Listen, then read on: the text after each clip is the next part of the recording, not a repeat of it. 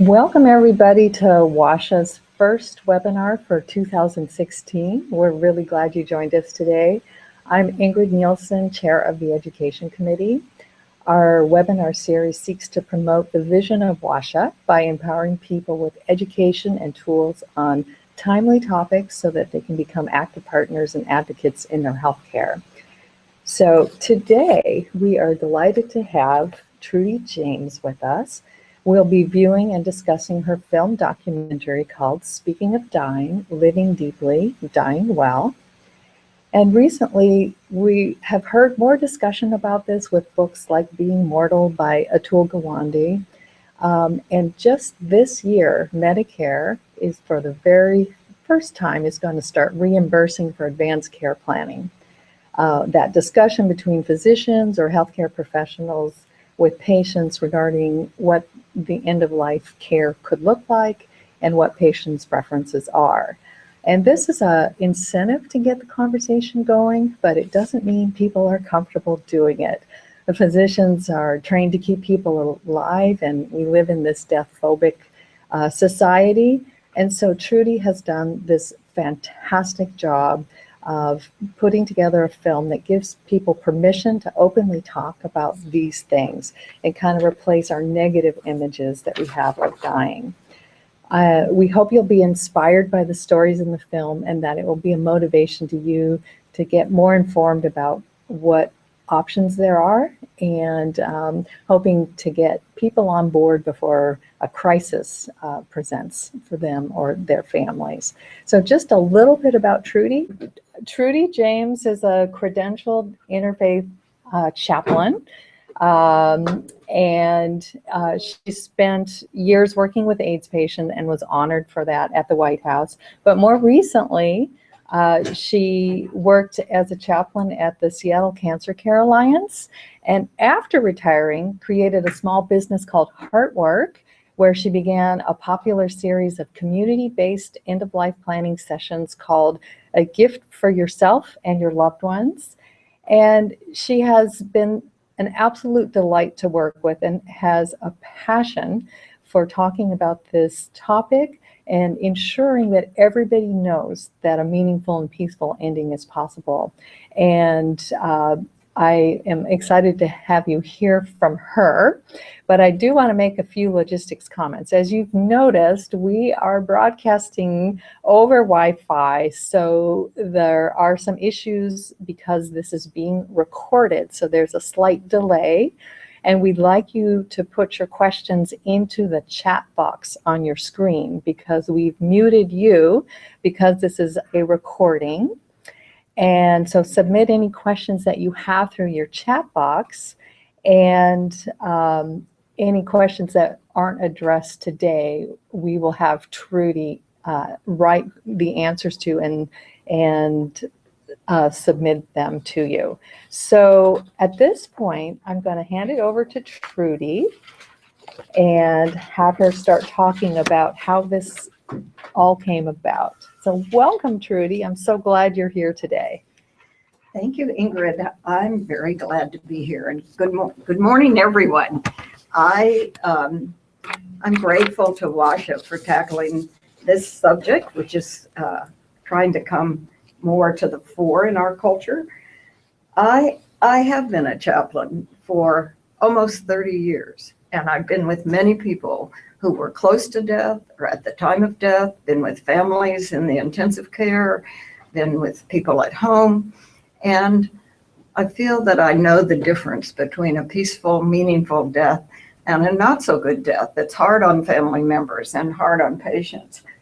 So before you see this film called Speaking of, well, I want to say the difference between those two is often when people have talked ahead of time about what they want, have thought it out for themselves, and have talked to their medical providers and their families.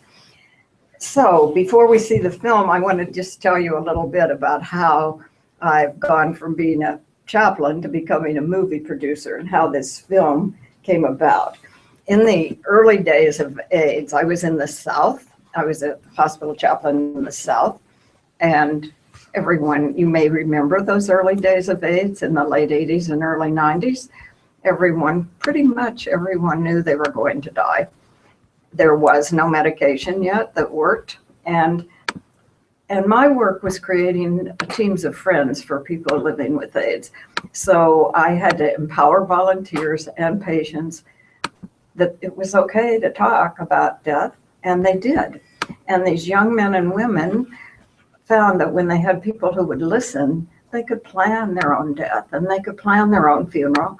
And there were really good deaths that happened, and we all got to be part of a community where there was no fear of talking about death. Then I moved to Seattle, and after 10 years in the South, because I had a new grandchild here, and started a program like that in Seattle. And the new medicine had come out, and consequently, people were no longer talking about dying. It wasn't okay. It was beginning to be seen as a failure, which many people see it as now, as something to avoid at all costs.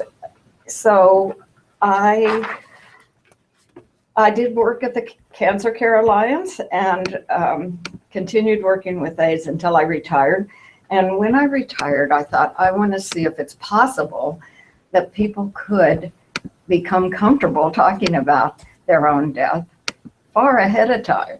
So I tried starting these groups called A Gift for Yourself and Your Loved Ones. They weren't exactly popular at the beginning, but they grew in popularity, and I did them in churches and homes and senior centers and senior housing communities, anywhere I could do them. And people came who were in their 40s up to their 90s.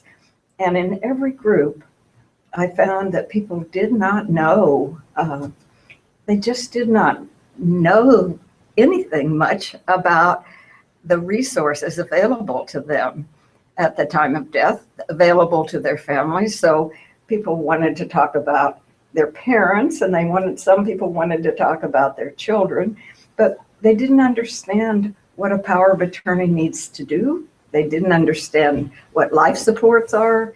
They didn't know much about DNRs or CPR or the PULSE form or voluntary stopping eating and drinking or the new Death with Dignity law. And they didn't realize how complex today's medical system is. We're the beneficiaries of a very wonderful advanced system that can replace many of our body parts, and there are many new treatments and new medications every day, can keep us going a long, long time. But we're also the victims of that system when it comes to the end of our life, where the system doesn't really know how to let us go. And if we haven't figured out how we want to go, then it can be very complicated at the end of life. So through the process of these groups,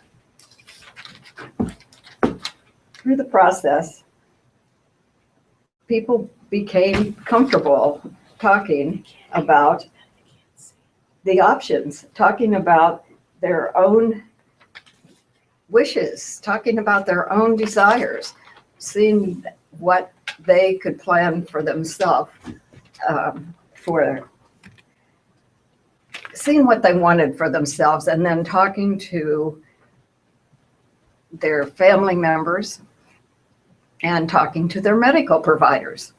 And at the end of the groups, they would say, "This is amazing. I feel so much better. I have such a sense of relief now. I feel like it's going to be good for me and my family, and I can live now." So in this slide that you're looking at now, you see one of those groups where they're looking at these blue booklets. There are many good advanced directives. In the groups, we try very hard to get people to complete an advanced directive once they understand what their options are. And this is the one we use in the groups, called the 5 Wishes. We use it because it works as a workbook, and it's quite comprehensive. So it deals with power of healthcare attorney, but also with life supports and with the dying process and what happens after death, and planning memorials And we encourage people to write an ethical will or a eulogy for themselves or an obituary. In fact, last week, a woman who was in one of my first groups 8 years ago died. She was in her late 80s, and I heard from her family that she had given them her own eulogy, which was beautiful, and planned her whole service, and what a gift it was to them. So that you'll also see that in the film.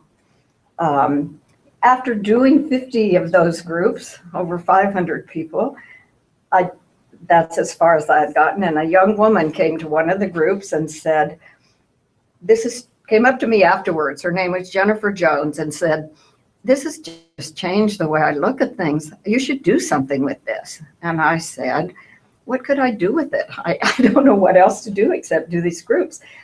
What do you do?" And she said, "I'm a documentary filmmaker." And we looked at each other and something clicked, and we said, "Let's have coffee tomorrow." And we started talking, and we've been talking ever since.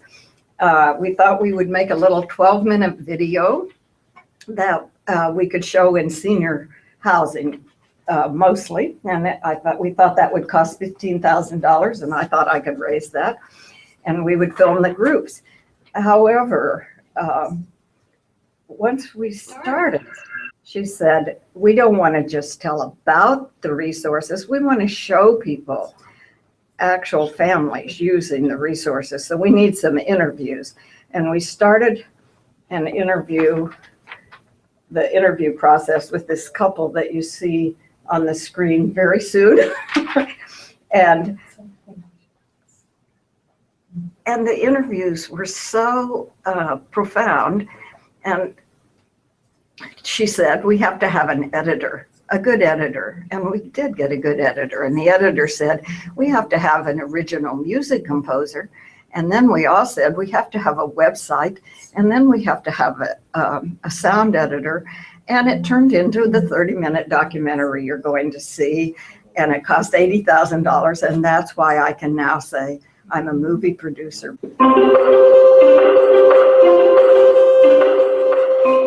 No matter how old you are, you need to be prepared.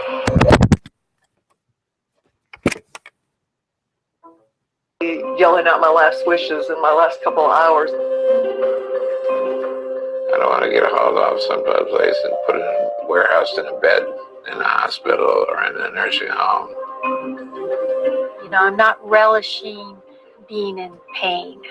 I don't know how much pain I'll be in. I don't know if I'll be in any. It's hard for a lot of people to talk about it, let alone try and understand the mystery that's attached to it. I want to be very present and aware when I'm dying. I don't want to be drugged up. It's hard because we have to advocate for a good death in our society.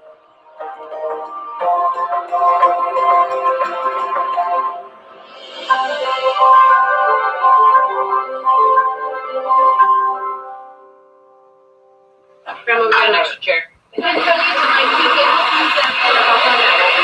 There is one there, but you might have to fight me for it. I know. Oh, there it is, right there, right there.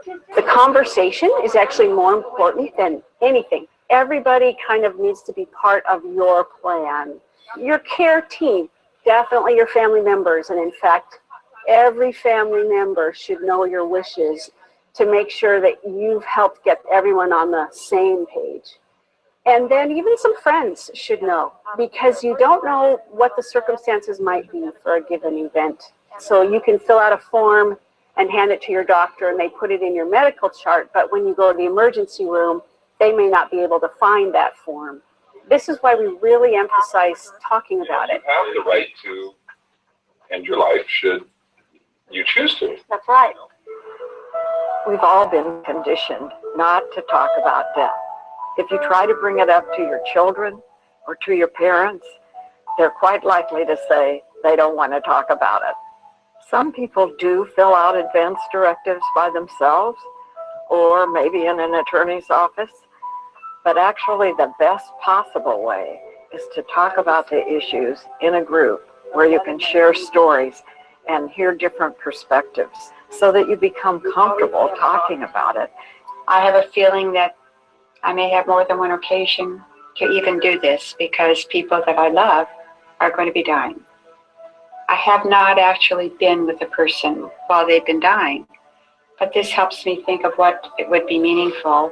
In families where end-of-life issues have not been talked about ahead of time, it can leave people in charge of making difficult, complex decisions without anything to go on. I think one of the hard things, if you haven't talked about it, is that you then have to substitute your judgment for the other person's. We would have had to have, in a sense, guessed what would Dad have wanted, running the risk that we're putting our wishes on top of his. But I think it was very clear what his wishes were, which were in accord with, what we would have wanted from as well.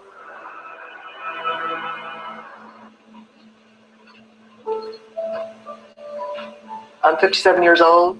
I'm like stage 4 metastatic lung cancer. I'm doing chemo right now, so this round I have 3 more appointments. Hopefully that'll keep working, and that'll be it. But, just in case it isn't, I'm going to have plans. I think, Susan, planning ahead is one of the best things a family member can do to not only care for themselves, but to care for their families. Because we can't assume we know what she wants. And it's so much more pleasant for everybody if we simply know. If we can give her the things she wants in those last few days, that's a lot. That's meaningful.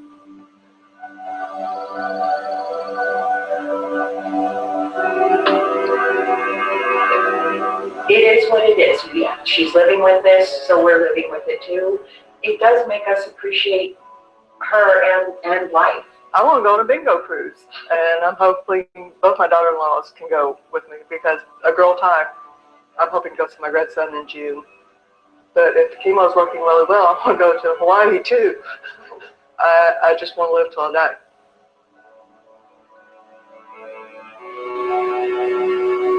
Society has a very strong ethic for keeping people alive.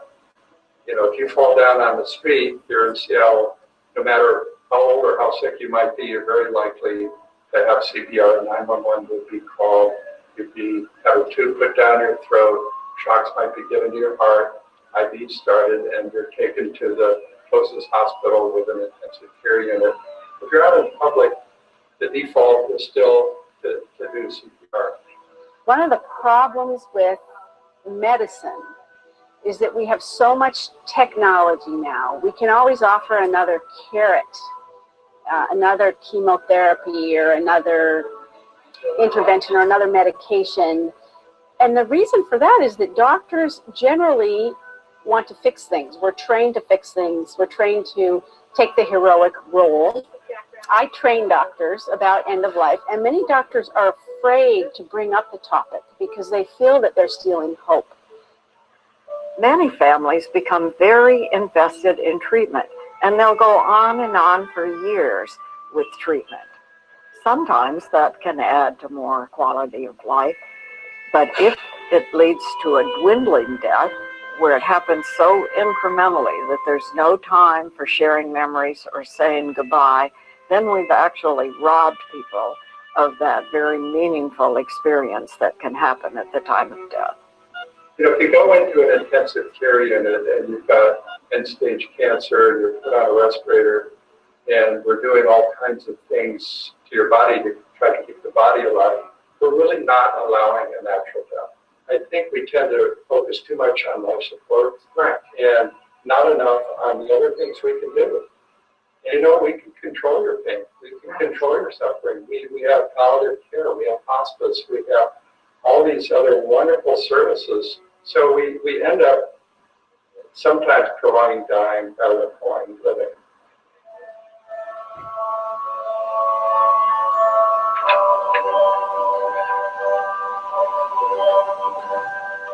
And how long have the two of you been married?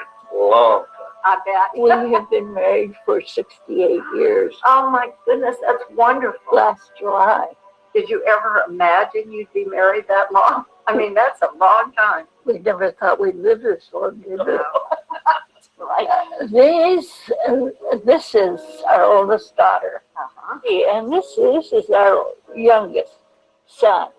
The next child in line is a daughter who lives in Spain. My kids are so scattered all over the world.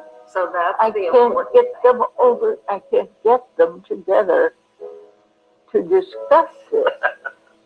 This is a big issue, That's and true. it's really It is. important. How will you get your children to talk about this? Yeah. And who will make decisions if decisions have to be made that you can't make? I don't know.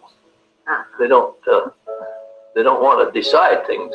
You know now that you're getting old, and you know you should make some plans. Have you filled this out Yes. yourself? And what does it say? Does it Because I do not want to be resuscitated. It says patient prefers no hospital transfer. We've each got one on the refrigerator. Well, this will reassure you. When they come, the EMTs come, they'll see this. That's why it's this bright green color. They'll see this, and they will not resuscitate you. And they will not take you to the hospital. I was worried about how things were going to get out of control. That's why you want to get this advanced directive. Yeah. It's called an advanced directive. You fill it out, you can mark all these different things that you want or don't want. Now you can do this. I have spent my whole life trying to make things easy for my kids. Yes. And that's what you're doing now, that you're sparing them a lot of confusion, really, a lot of upset. And I guarantee they'll thank you. Will you stand behind me when I... Absolutely.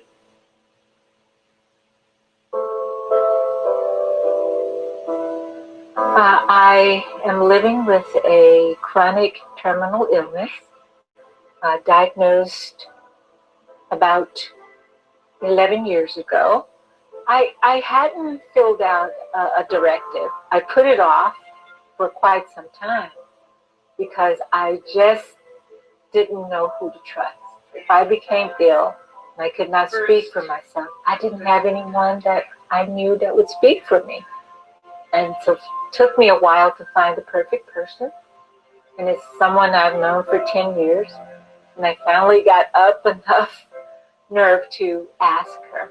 And she did not hesitate to say, yes, here is a person who has been listening to me, who has gone through so many changes through my illness, through all my different hairstyles.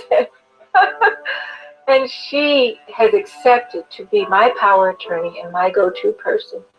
And I felt, such a sigh of relief, just like, okay, you know. And it was not about now I can die now. No, it was about now I can live now. Now I can live.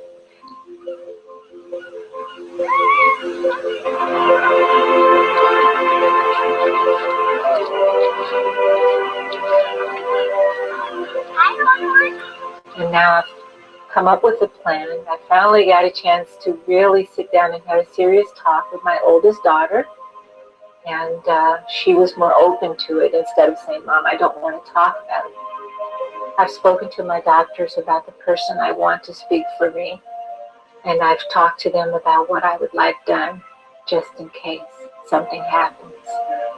I have to do this because not just for myself, but for those who are after me, my children, my grandchildren, my siblings, especially my siblings. I think they need this more than I do. Palliative care is actually a relatively new field of medicine. So it's primarily an inpatient hospital service that provides care kind of in between full care and hospice care. There's this comfort care. Palliative care addresses the whole person. It addresses their suffering. It treats their symptoms. And it helps guide them through the decision making of, am I going to continue treatment? Or is it time to stop and treat my symptoms, keep me comfortable? Some insurers will pay for both palliative care and full treatment. And many people experiencing that will start to say, you know, I don't want so much treatment. I would just like to be comfortable. Here's a picture of him.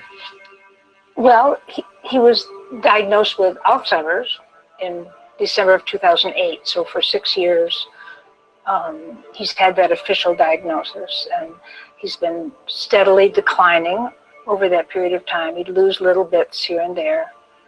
Today is Sunday, so this past Tuesday, I got a call from the adult family home that they had to call an ambulance and come and get him because he was in great distress, couldn't swallow, he was choking,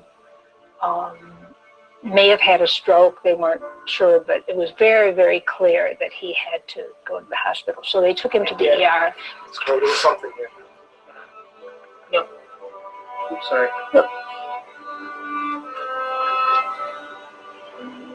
And his speech is now slurred, so it's very difficult to understand what he's saying. He would not want to just keep going like this. He would be very upset if he knew how hard this is for us to see him like this. I love you very much. And we decided that really the things we were doing for him, giving him antibiotics, giving him IV fluids, were really not any longer in his best interest. That this was likely his exit ramp from this world, although we didn't know that, and we still don't know that. It's still possible that he could turn around, although very unlikely. We knew that even if he did turn around, he would certainly have taken yet another large step from where he was before, which was already a significantly different person from who he had been in terms of his ability to interact with those around him and understand things, have any kind of meaningful quality of life. So our decision was to start engaging the palliative care team here, who've been wonderful, who also brought on board the hospice team. Hi, Jen. So we don't know at this point what tomorrow will bring, but I have great confidence in hospice and palliative care. Their whole philosophy is our belief that at this point in life, comfort care is really the only thing that matters. Yeah, he became incapable of doing almost everything toward the end. Oh, sweetie pie. So that's when, that was part of what the decision was, to not prolong that life, because he was no longer Jim.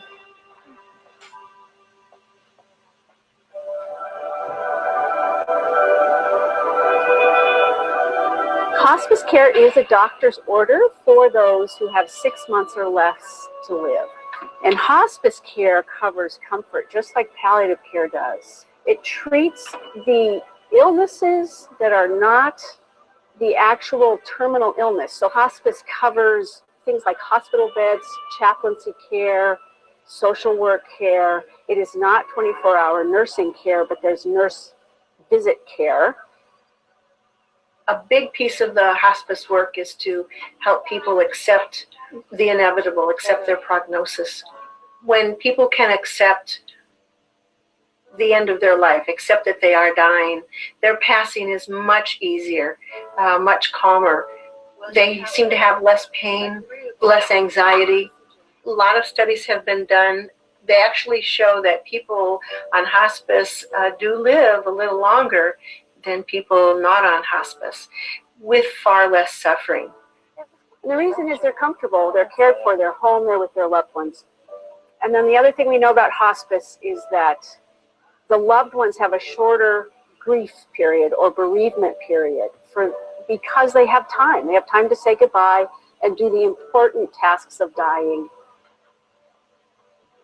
When I first learned that I had ovarian cancer, my doctor was very encouraging that I would be one of the survivors as things progressed, and it became clear I was not going to be. I chose hospice to enhance my care. And I've been working with Mary Ann for about 7 months now. I've been her nurse. You have been my nurse. Yes. And probably more than my nurse, a friend as well. I consider Sandra my nurse friend. I didn't realize how well they track me until I started to go downhill really fast. I didn't have to go to the emergency room and wait. I didn't have to call my doctor and make an appointment down the road. I was the recipient of immediate care. It was wonderful. You can be in your house and have somebody here taking care of you. It doesn't necessarily have to be your husband or your kids. I think also knowing that they have my back gave me at that time and still gives me the confidence to move on. Hospice has made a huge difference in our lives. They are my support people. They're my people. We're very fortunate in the state of Washington to have a new law, the Death with Dignity law, that makes it possible for people who have been diagnosed with 6 months or less to live to go to a doctor, get a prescription, see a second doctor, have the prescription filled and have it on hand.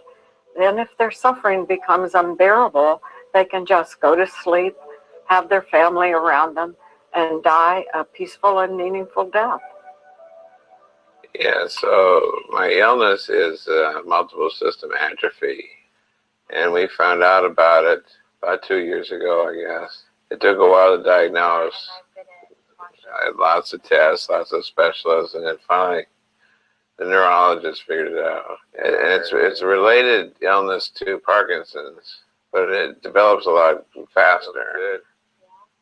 With this disease, what happens is your muscles completely shut down, and so if you can't move, I'm not sure what kind of a life that is. I mean, if I can't stand up and get out of bed, or talk, or it's just pointless.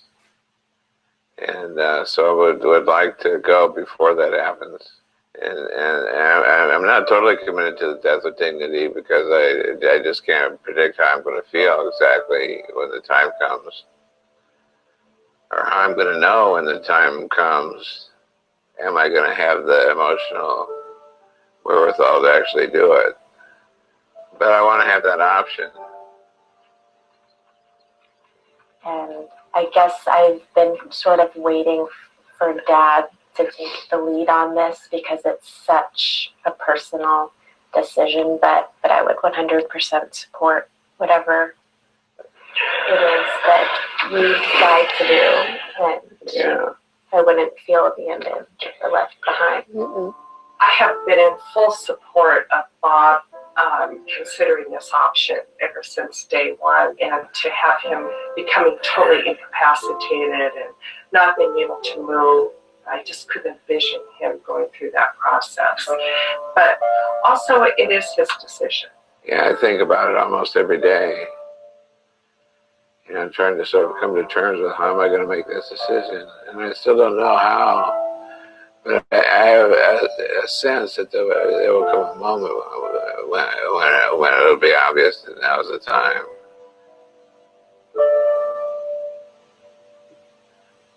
My husband's name was Alan Alberts. Alan was diagnosed with Alzheimer's disease toward the end of 2011.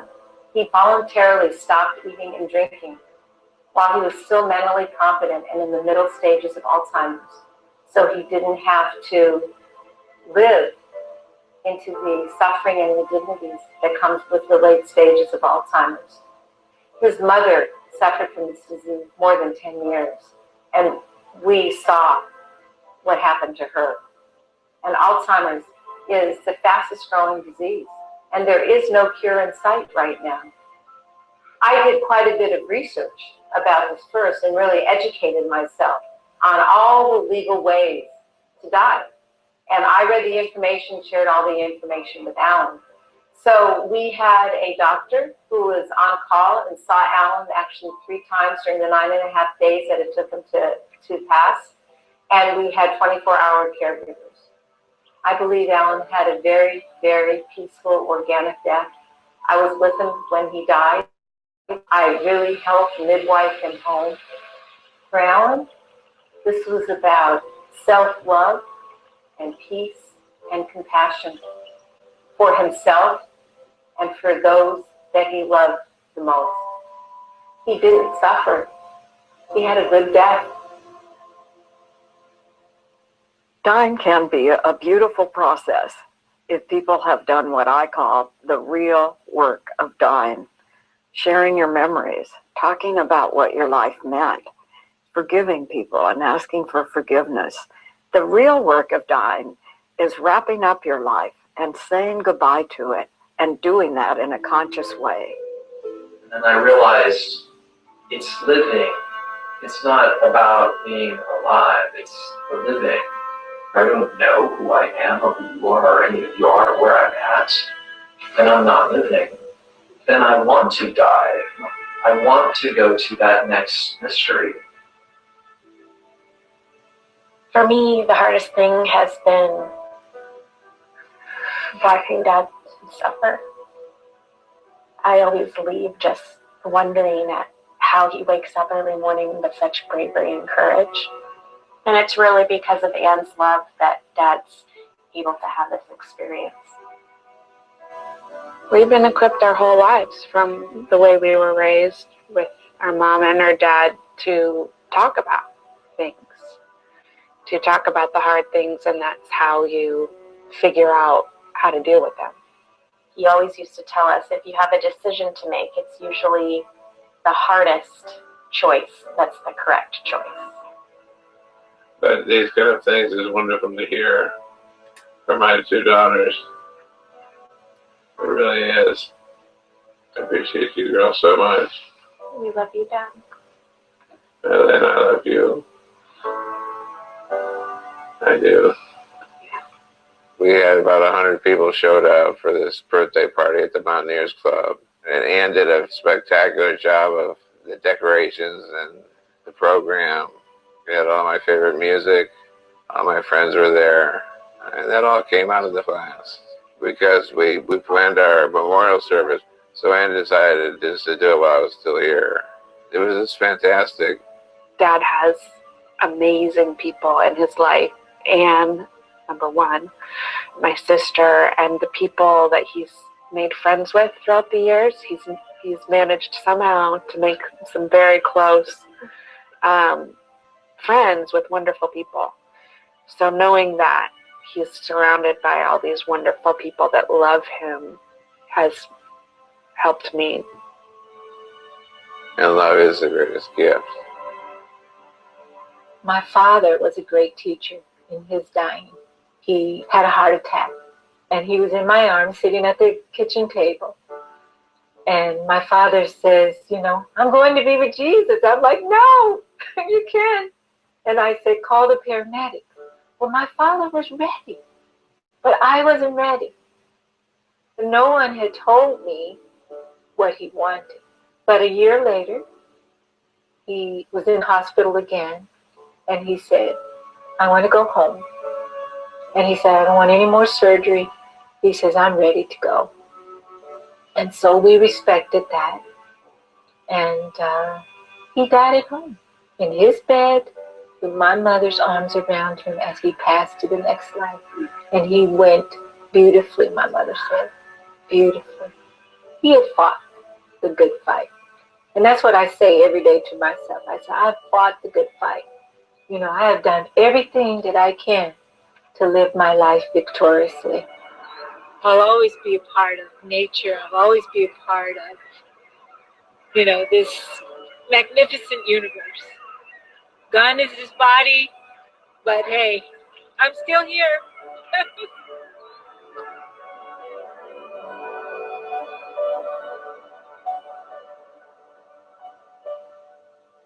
Death is a natural part of life. Everything and everyone is going to die. It's a privilege to be able to envision and plan for a good death for ourselves. Learning about the resources, hospice, palliative care, voluntary stopping eating and drinking, the Death with Dignity law, and talking about them is a gift to ourselves and a gift to our loved ones. Accepting one's death actually makes life better and creates a legacy that will live on after we're gone.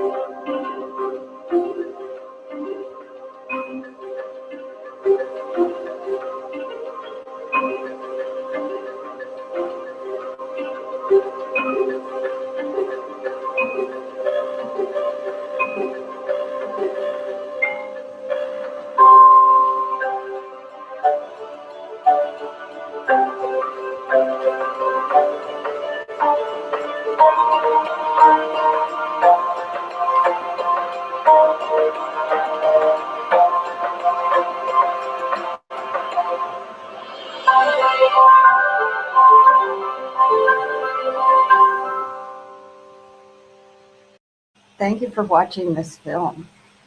If you were watching this in one of our screenings, public screenings, we would take this time right now to ask you to reflect on the film and see what in the film touched you the most, and to use that as a way to begin a conversation. We would also take some time to tell you what has happened to all those people you met in the film and what their stories are. And hopefully you'll get a chance to learn more about them. I'll just tell you that the Shreves, the older couple, just celebrated their 70th wedding anniversary, and they did get their whole family, all their children together around the table, and all their children now know what their wishes are.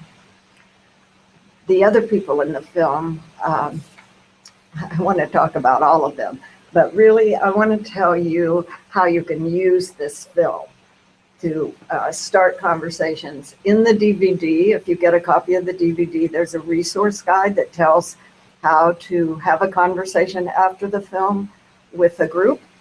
And there also is a glossary of end-of-life terms and a way to get in touch with our groups. So we're still doing these groups, only now there are many trained facilitators doing the end-of-life planning groups all over the Puget Sound area. And those groups are always listed on our website. I'll tell you one story about how the film helped a family, so you can see how you might be able to introduce it. A young woman who lives in my condo, who I didn't know very well, young woman attorney, called me one day and said, "I don't know what to do about my mother." And I said, "What's the matter with your mother?" And she said, "Well, the doctor says there's nothing more they can do for her." And I said, "But what's wrong with her?" And she said, "Well, she has bone cancer." I said, "How long has she had it?" And she said, 8 years. I said, "Oh, has anyone talked to you about palliative care or hospice?" And she said, "Oh no, it's not time for that yet," and hung up.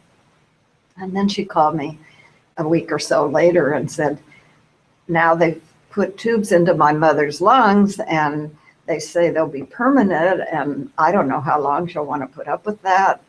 I said, "What are you and your mother talking about?" And she said, "We're both praying for a miracle."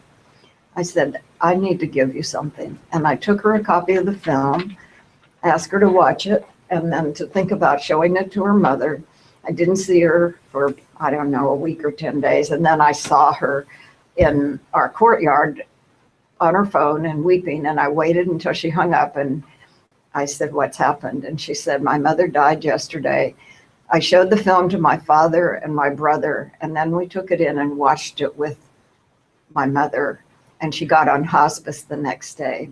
And because of that, she was able to have a very peaceful death with all of us around her. We were able to have the conversations that we wanted to have before she died." That's one way to use the film. I hear stories often now of how people have used the film to help their family members and themselves. And so I'm hoping it will be useful to you as well. And now maybe we have time for some questions. I don't know. Thank you so much, Trudy. This is Ingrid. I wanted to let people know that I'm really happy to hear that there was some networking opportunity where people could talk back and forth before we got the video up and going. And I sure hope that everybody was able to see the video. And I want to let you know we'll work on an uploaded copy to miss the introductory for those who missed the introductory comments, you'll get a uploaded version. But also I wanted to just make sure you knew that on Trudy's website, and we have contact information at the end of this webinar, you can download the CD from Amazon for $1 or $2. And so there are multiple ways to see the video again, which I think is extraordinary and powerful. And so at this point, because there's that slight tape delay, I'm going to look for any questions for Trudy to answer. And it looks like we have a question here on, are we sponsoring death cafes? Are you familiar with death cafes? Maybe I'm very familiar with death cafes. The Death Cafe in Portland just showed the film last week. You'll have to Google Death Cafe in Seattle. There are several death cafes in Seattle, and I do not know where they are, but you can easily find one. And I think they're a good way to start the conversation. Okay, and I'm going to wait to get any additional questions in. But before we started here, Trudy, I was asking you, what are the most common questions that you get when you show this film?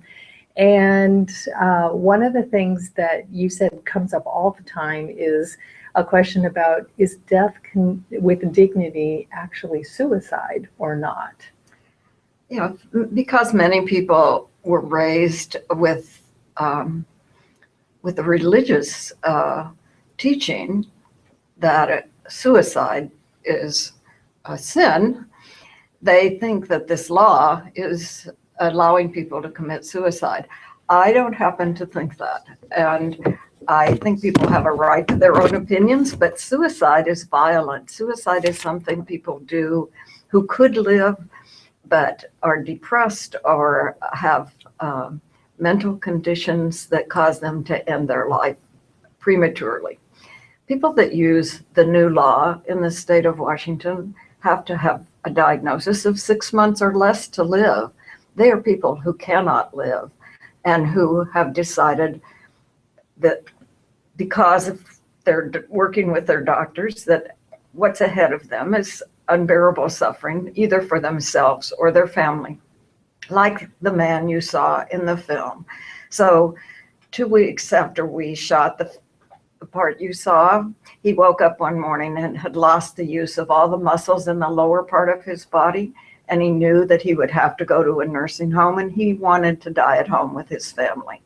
And so he did make the decision to use the law and was able to have a week with his daughters, moved home, and his family was with him, and he had a peaceful death.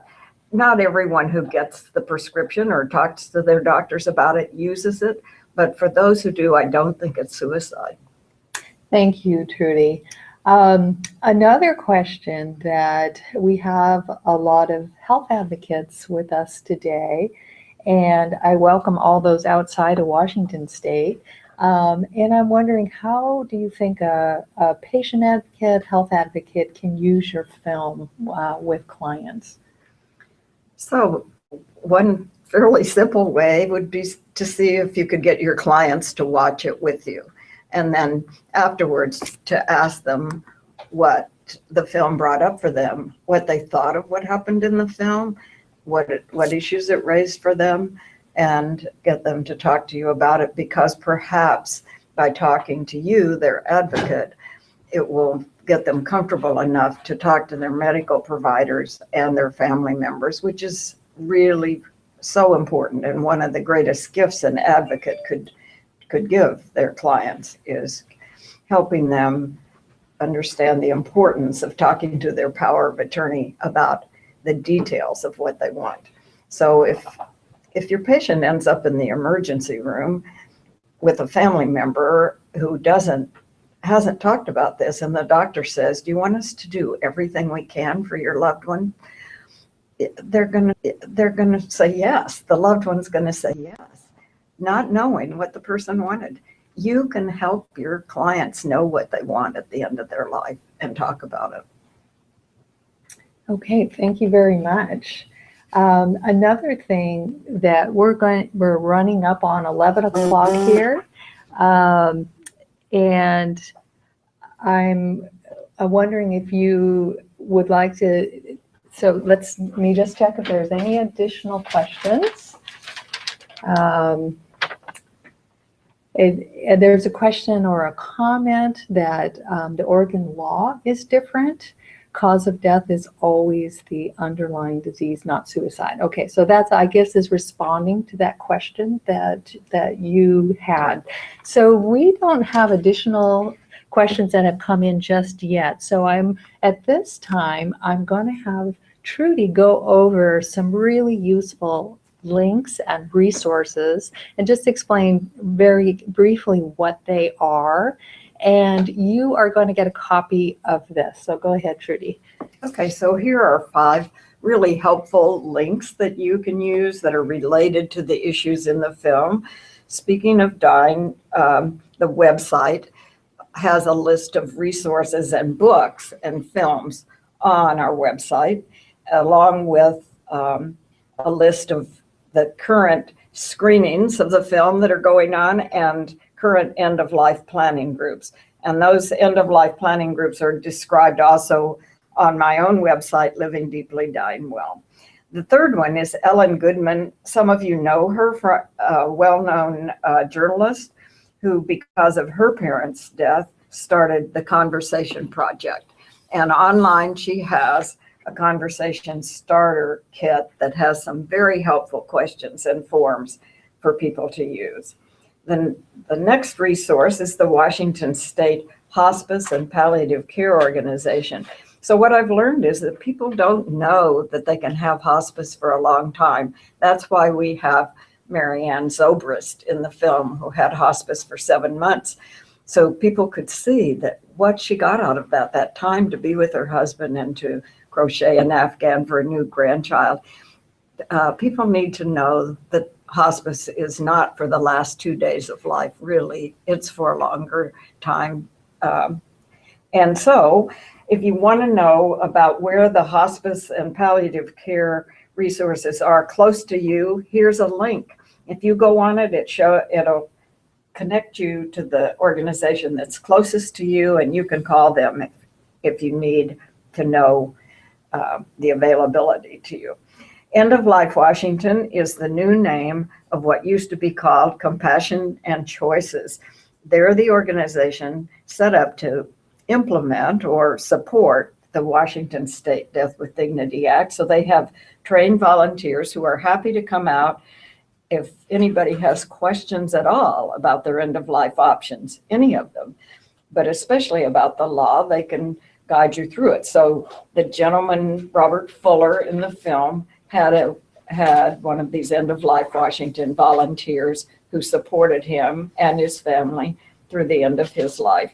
They have a wonderful website, and you should check that one out. And then I want to be sure and mention Alzheimer's disease, because it is such a rapidly growing disease. And in the film, we show 2 people with Alzheimer's. One family that refused or discontinued treatment to give their father, a doctor, a very peaceful last week of life, where he could have been treated for months in the hospital, but they discontinued treatment. And so during the last week, many of his former colleagues got to come and tell him goodbye, and he was able to die peacefully, not on machines. And then we showed Phyllis, the widow of Alan Alberts, who stopped eating and drinking and had a very, very peaceful death. And his widow has a website now where she tells all about stopping eating and drinking, especially with relationship to Alzheimer's. And this is something new that many people don't know about. So I wanted to be sure and put her link on here so you can learn about this as an option. Okay, thank you. In the interest of time, we'll start wrapping up here. We realized there were some technical glitches, but we do welcome your feedback. You'll get an email with a survey, a post-webinar survey link, And we apologize for the glitches, and we'll make sure that you get a good uploaded version of anything that you might have missed. And also remember, there are those wonderful resources that Trudy just described. You're going to get that in an email to you. If we get any additional questions that come in, we will have Trudy respond to them, and everybody will get answers to those. So I thank you for being patient today. Thank you for attending, but I'm going to have Trudy have one final closing statement she wanted to say, and thank you for being here. It truly is a powerful video, and I'm glad that it has received such incredibly fantastic acclaim in the community. So here's Trudy. So I'm very grateful that I got to be here with you today, and for those who did tune in, I hope you'll take advantage of some of the resources.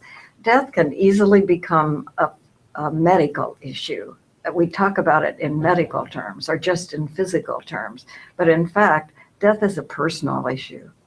Death for every family is a personal issue, and it's also a natural event, and it can be a very meaningful and spiritual event. So I like to have people have that in their mind along with all the medical conversations. So thank you very much. I encourage you to go to these websites and continue the conversation.